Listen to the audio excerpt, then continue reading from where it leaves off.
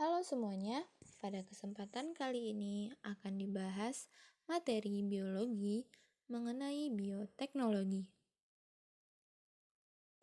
Pertama-tama, kita harus mengetahui terlebih dahulu apa itu pengertian bioteknologi, di mana bioteknologi merupakan pemanfaatan organisme hidup untuk menghasilkan produk dan jasa yang bermanfaat bagi manusia.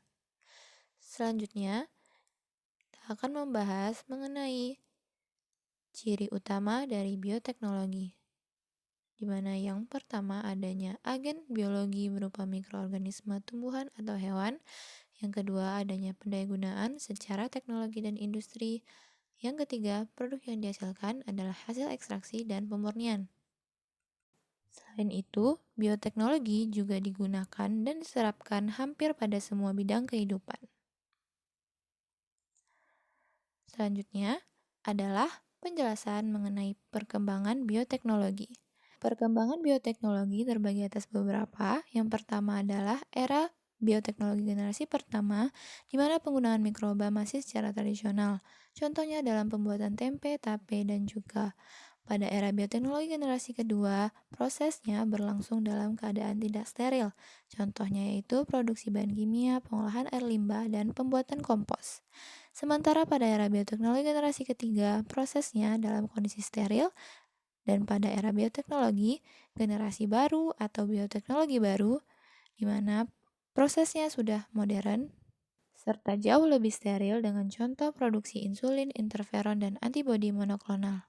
Selanjutnya akan dibahas mengenai bagaimana bioteknologi sebagai penunjang kelangsungan hidup manusia serta penerapannya, dan bagaimana pembagian bioteknologi itu sendiri yang dibagi atas konvensional dan modern.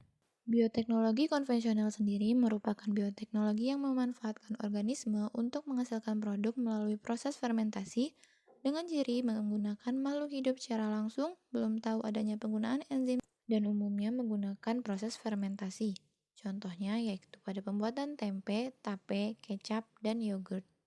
Sementara bioteknologi modern merupakan bioteknologi yang menggunakan biologi molekuler dan sel untuk menghasilkan produk yang berguna bagi manusia. Contohnya adalah rekayasa genetika dan kultur jaringan. Berikut merupakan perbedaan bioteknologi konvensional dan modern.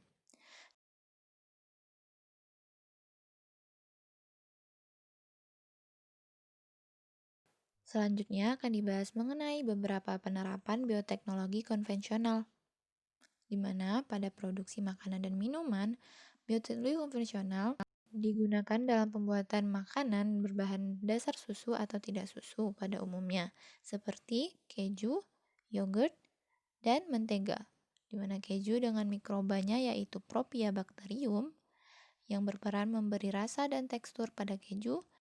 Pada yogurt terdapat dua mikroba, yang pertama Lactobacillus bulgaris dan Streptococcus thermophilus. Sementara pada mentega, mikroba yang digunakan adalah Leuconostoc cremoris.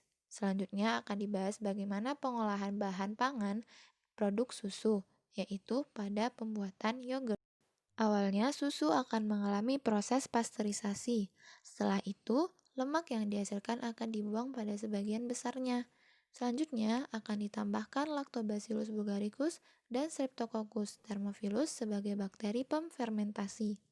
Kemudian disimpan pada waktu, suhu, dan pH tertentu dan didinginkan serta diberi cita rasa. Selanjutnya adalah pengolahan produk susu selanjutnya, yaitu keju, di mana susu akan dipasteurisasi pada suhu 90 derajat dan didinginkan pada suhu 30 derajat Celcius. Lalu ditambahkan bakteri pemfermentasi dan akan turun pH-nya serta susu akan terpisah menjadi dua bagian. Selanjutnya, bagian dadih akan digumpalkan dengan penambahan enzim renin lalu dipanaskan pada suhu 32 derajat Celcius sampai 42 derajat Celcius. Dadih inilah yang nantinya akan menjadi keju. Sementara bahan dasar non-susu sendiri terdiri atas beberapa, yaitu ada roti, kecap, nata de coco, dan cuka, dengan masing-masing memiliki bakteri pemfermentasinya. Berikut merupakan salah satu contoh pembuatan atau pengolahan bahan pangan non-susu, yaitu pada kecap, di mana Kedelai direbus lalu akan didinginkan dan diberi bakteri asam laktat, lalu terfermentasi dan akan menjadi hancur. Lalu jamur Aspergillus oryzae akan dibiarkan pada kulit gandum dan akan membentuk kecap.